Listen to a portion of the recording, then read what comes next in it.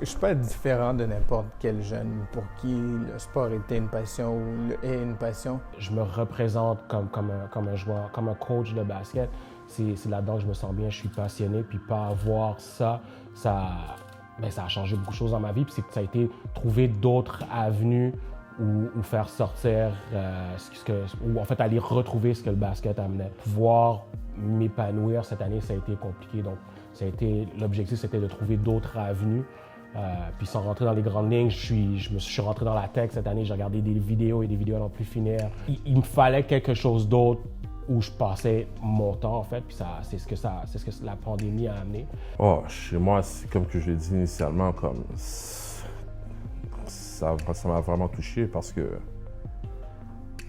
tu ne prépares plus de la même façon, comme tu ne côtoies plus les gens de la même façon, comme tu les vois très rarement.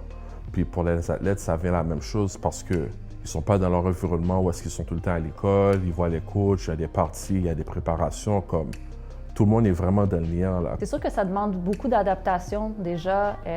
Moi, vraiment, un jeune est un peu plus anxieux, ça va l'affecter plus. Même un jeune qui ne l'est pas peut le devenir. Je pense que ouais, ça amène beaucoup d'anxiété du fait qu'il y a beaucoup de changements.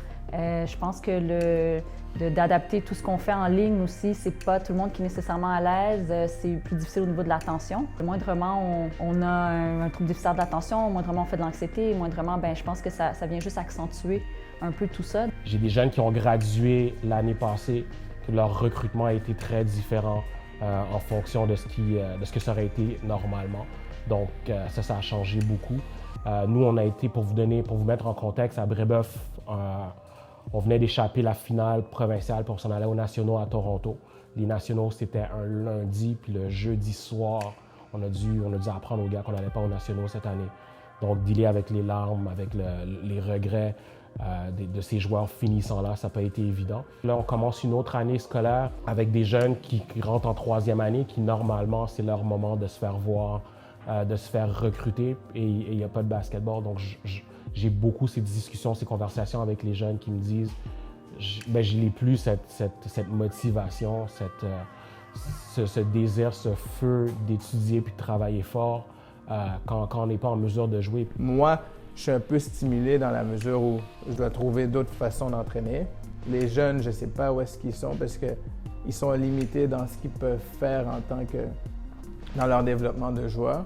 Donc, je pense que les jeunes sont beaucoup plus préoccupés juste parce qu'ils ne peuvent pas nécessairement compétitionner ou mettre en application les choses qu'on leur apprend. Le stress, c'est pas pareil. Là, c'est plus vraiment un stress académique où est-ce qu'ils doivent se concentrer sur l'école.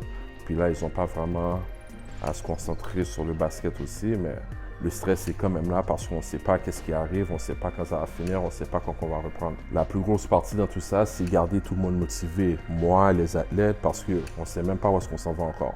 C'est une situation intéressante pour tout le monde.